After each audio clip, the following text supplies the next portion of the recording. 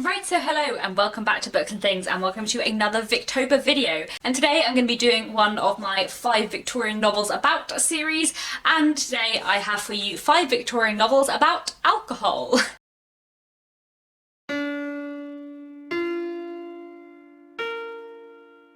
So, this video is partly inspired by Jenny from Bookish Shenanigans. I'll link her channel down below. She's doing a PhD on the role of pubs in Victorian literature, and we were chatting about the role of pubs and alcohol in general in Victorian literature, and it made me think that it would be fun to do one of these 5 Victorian novels about videos talking about Victorian literature that looks at alcohol and kind of drink, its role in society, and also alcoholism. Quite a lot of the books I'm going to be talking about today look at alcoholism.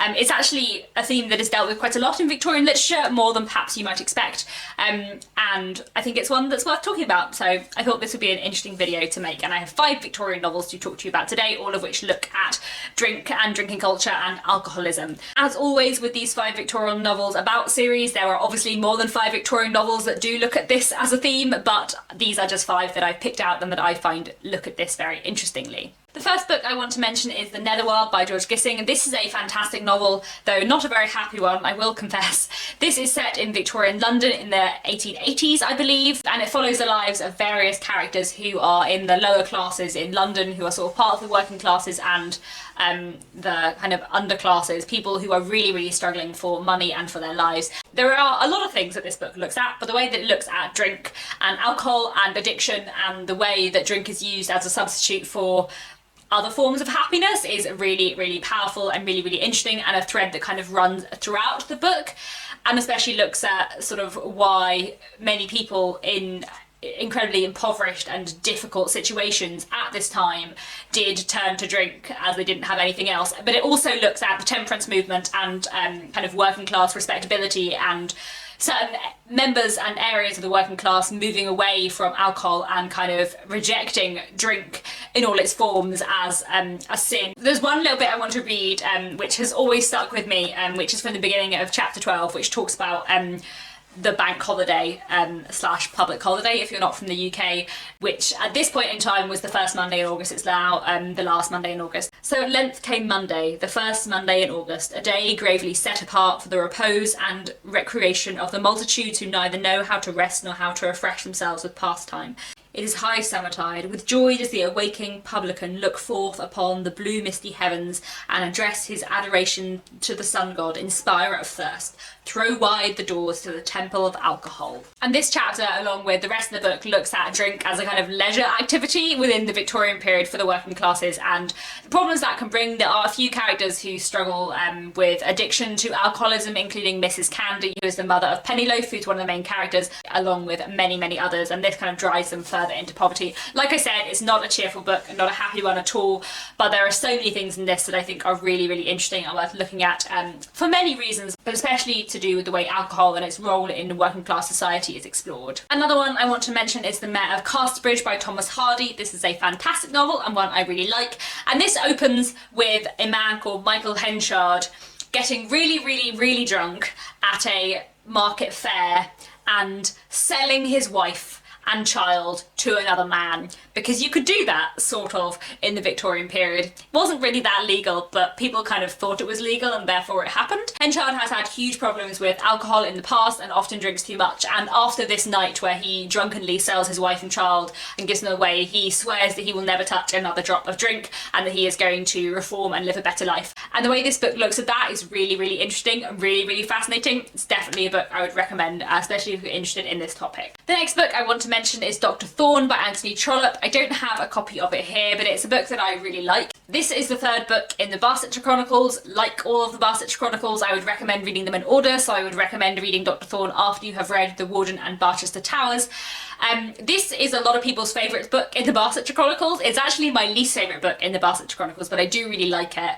And one of the things I like about it the most is one of the subplots rather than the main plot. And this is a subplot that follows Sir Roger Scatcherd. I'm sure I'm saying his name wrong, but I can't work out how I should say it better than that. And also his son Louis Philippe.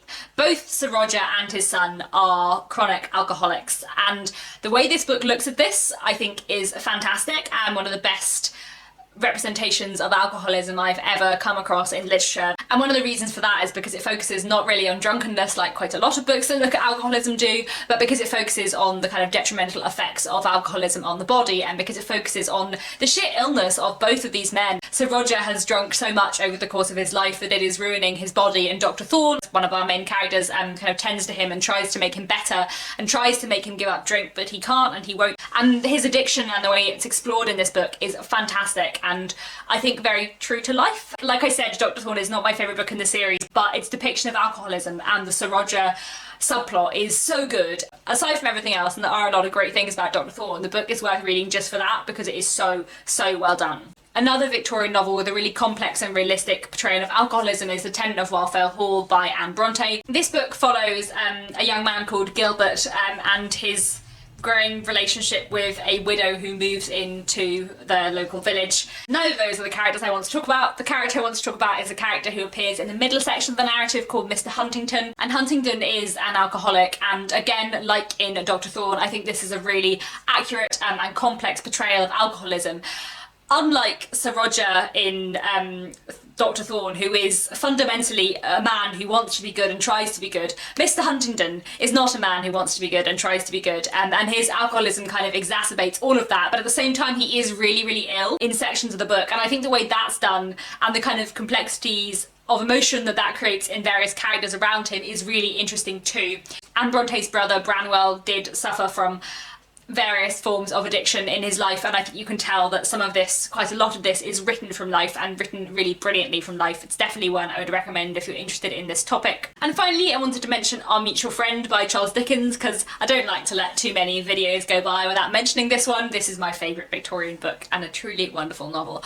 This book has many plot lines which I won't go into here, but there are several plot lines which look quite interestingly at alcohol. The role of pubs and inns in this book is very interesting. There's one particular pub called the Jolly Six Fellowship Porters. I think that's the right order of words there. It's a very long name for a pub, which is based on a real pub in London that I've been to, which is fun. But that pub has a really important role in the story, and it's also run by a woman, which is not that common in pubs in Victorian literature, so that's quite fun and really interesting as well. But another thing that is very interesting in this book is a character who is mostly called Mr. Dolls, who is an alcoholic.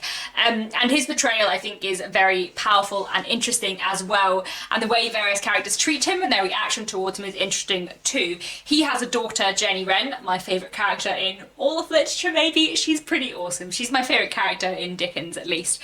And Jenny Wren always refers to her father as my child rather than my father, because he is always drunk and his alcoholism has damaged his brain to the extent that he is no longer capable really of looking after himself, and certainly not of looking after her. So she becomes the responsible one in the relationship and he becomes the dependent, even though she's a teenage girl and he is her adult father. And that, I think, is explored really fantastically in Our Mutual Friend and done really well. So it's definitely a book I would recommend for many reasons, but that is a really interesting aspect of it. So there we have it. Those are 5 books I wanted to recommend that look at alcohol and alcoholism. I hope this has been interesting for some of you. I feel like this was a slightly unusual, left of field topic for me to pick, but I thought it would be quite interesting. And it is a theme that is explored in quite a lot of Victorian literature in a really interesting way, and I think it's something that people wouldn't necessarily think of as a topic that is looked at in Victorian literature, but it is. And that is all I think for today. Please let me know down in the comments if you can think of any other Victorian novels that look interestingly at alcohol and alcoholism or addiction more broadly. And that's it. Thank you very much for watching, and I'll be back very soon with another bookish video.